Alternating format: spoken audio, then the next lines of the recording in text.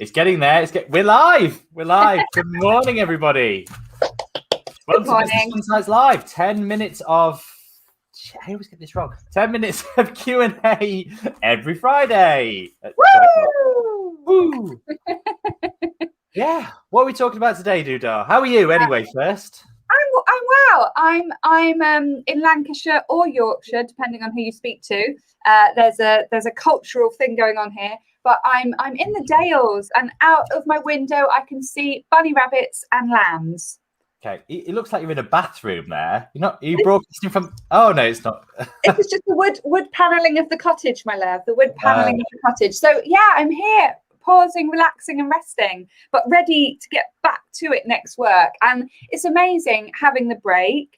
This second week, because this is my second week off, I've been thinking of all sorts of things. My brain can't stop thinking of ideas and creativity and things I want to do with my business. So I've always had to rein myself back from turning the laptop on and just starting doing stuff. But it's great.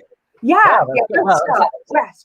So that's part of the working, because what we're talking about today is working smarter, not harder. And last week we talked about this idea of pausing, which I think is a really good thing to get you to work smarter, like coming up with ideas and creating space. But you were talking about a playbook a minute ago, which I quite liked. So tell me about your playbook. Oh, something's going off with the comments. Oh, anyway, I think they're working now. Yeah, playbook. Well, I was just talking about, like, a lot of people say, don't they, like, I'm not working smart in my business, I'm working too hard, etc. And I think with everything, like, my word of the moment is context. So there's always got to be context around, like, if you've just launched something, then it's absolutely normal that you're going to be wearing all of those hats. You're going to be producing video content. You're going to be learning social media. You're going to be doing your accounts, even responding to messages and all that. And you know what? That is absolutely fine. And there is no shame in working hard on those things. Yes. And there's a but there comes a point where actually when you start to know which things are working and figuring out which things are essential in your business, then you can start to look at outsourcing those. And that's why I was talking about a playbook. And your playbook is essentially like the stuff that you're just doing over and over again, right? The good stuff, not all the shit stuff that you don't need to be doing. So, if like every week we go live and we create all the assets for this stuff, and then we write a description for next week, that's part of the playbook. That has a time. But in theory, that's something that can be outsourced because we know exactly how it works. We know exactly how it's done. We have a process for it. So, that's something that's right for outsourcing, as an example. So that's what I mean by your playbook. But when you're still testing and experimenting with things, it's very easy to think, oh, this is really hard, I'm going to need to outsource this. But you don't know what works yet. So you're bringing someone in that doesn't yet know your business to give them things, and you don't really know how it's working. So there's a place for automation, but not too early. So that's what I meant by playbook. Long answer to a short question, Buddha. And maybe at that stage as well, if you're like handing work over, maybe you don't know your business very well either because you're really new at starting. So then it's kind of hard to hand it over to somebody else. If you're just working out, like, what's my vision? Who am I? What's my brand? What's my USP? Like, what are the daily tasks that I need to do? You need to work that out yourself. And also, I think with outsourcing stuff, it's much better if you outsource stuff, but you understand how it works. Yes. Because then you're going to understand, like, what's the process and what does success look like? I've worked with lots of clients who've been bamboozled by people taking work off them and not really giving them any results for their money, but they feel like something's being done. So they've got a tick list on their kind of sheet, but actually it's not, there's no return on investment. But because they don't understand how that platform or that process works, they think, oh, well, at least it's being done. So I think also you going through the motions and realizing the processes involved means that you can then better hand it over to somebody. And I have a VA who does all sorts of stuff for me, and I love her, Emily. I love Emily. I just emailed her, Emily, can you do this? Emily, can you do that? And she takes stuff off my hand, and we've worked together for, I don't know, 2 or 3 years now. And that means that I've got somebody in my team who I really trust, who can do some of those nitty gritty bits for me so that I can get on with being more creative or serving the clients, the stuff that I really enjoy doing. Yeah, that's it. Sorry, I'm getting error messages about our stream not showing somewhere, so I don't know. Let me just see what I need It's not showing on LinkedIn, but I think we're fine on Facebook. So okay. They'll figure it out. They'll figure it out. So yeah, a VA is a great example of a way that you can work smarter, because if you're finding that you're just repeating those same tasks over and over again, and that's taking up some of your creative bandwidth, then absolutely, get a VA in to do those. But don't, when you start a business, think, oh, this is a bit fucking difficult. We can swear now, we're not on LinkedIn. I'm going to get a VA to do this for me. It's like, no. Like, you've got to go through the hard work first. I was working with somebody recently, and they were producing some really great Facebook ads. And it was starting to get a bit difficult and things. It was like, oh yeah, I'm going to outsource it. Do you know anyone? It's like, seriously, you are so close to cracking this. Do not give up now. And a day later, like, they cracked the code and completely nailed it. But we're almost at the point where they thought they should outsource, but they were still in that learning phase, that test and learn. So it was the wrong time to do it. Once you've got that data, you have then a control.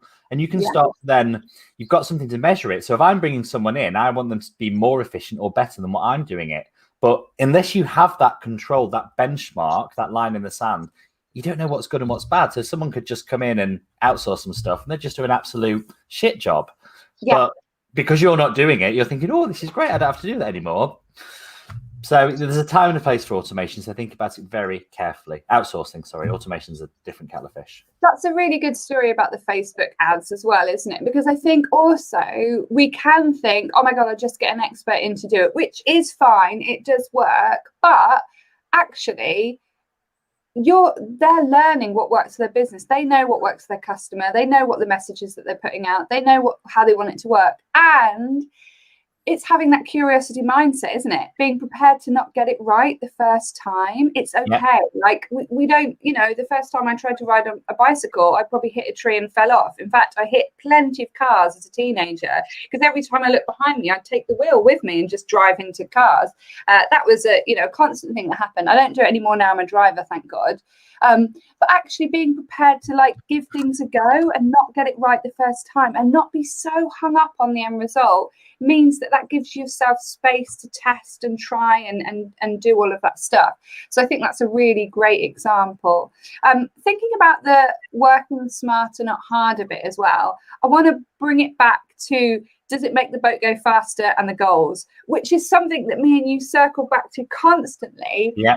But I think if you're sitting here thinking, right, well, I want to grow my business or I want to do something, what's the goal? What's the end result? What does success look like from you? If you're saying, okay, so this month I want to earn £7,000 or whatever, right, that's it. That's the goal. What are you going to do to get that £7,000 in? Who are you going to talk to? Are you going to put your prices up? Are you going to contact more people? Are you going to contact that person on LinkedIn who said they were kind of interested?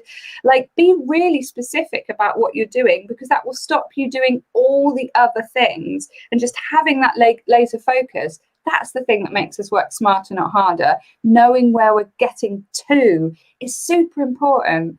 Because then you can go, well, I'm not going to do all this stuff. They're nice to have, but this is my mission critical stuff this month. This is what I'm going to focus on.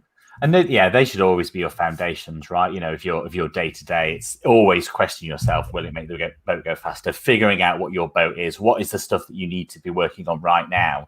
And like you just mentioned, loads of different parts of a sales funnel. Do I need to acquire new customers, or do I have a shit ton of customers that I've contacted that I've not been bothered to follow up on yet?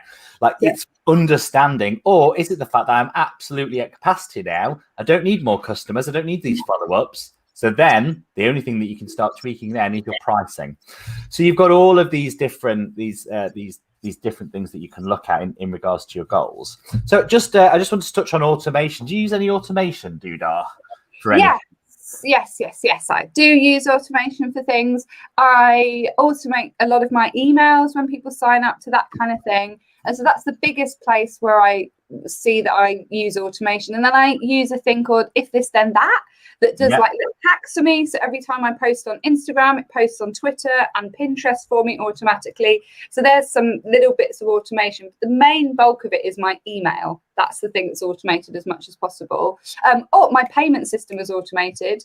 So people just sign up and money comes out of their account every single month and I don't need to think about it.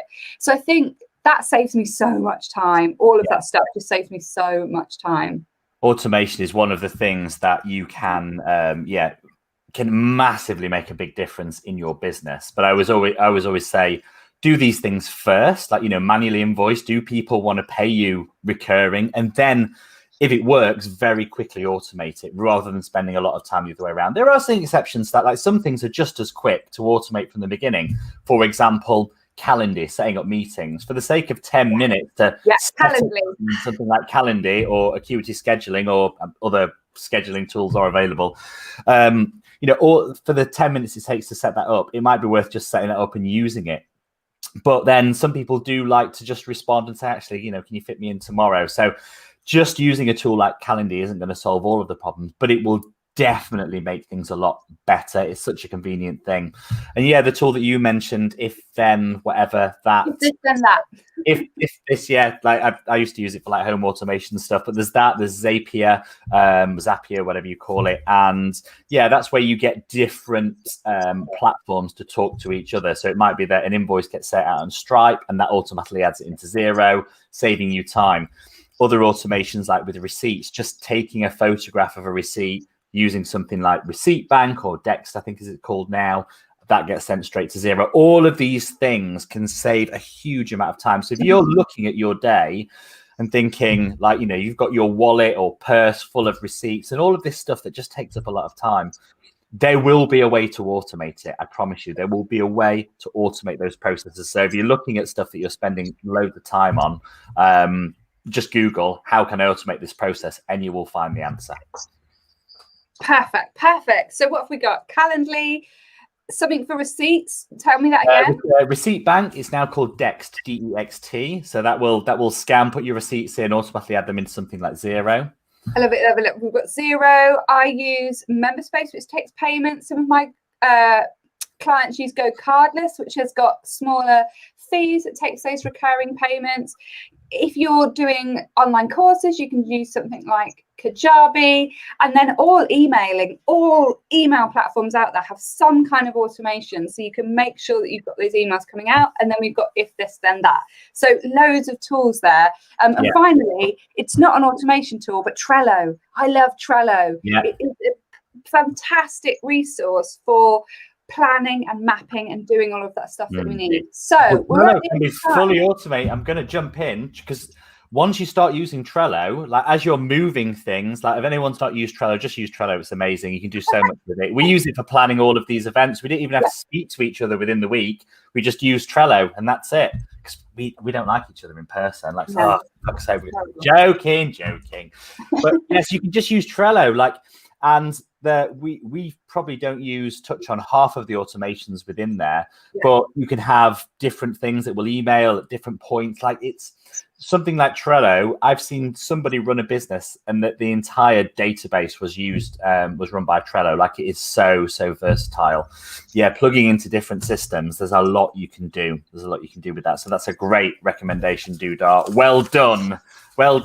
In there in the nick of time. We have one comment from Lee Gilbert who says he has no idea what kind of businesses you run. So let's just tell him, I'm Debbie Dudar, I'm a business coach, and you are? I'm accordingly, and I'm a business coach as well. Yay!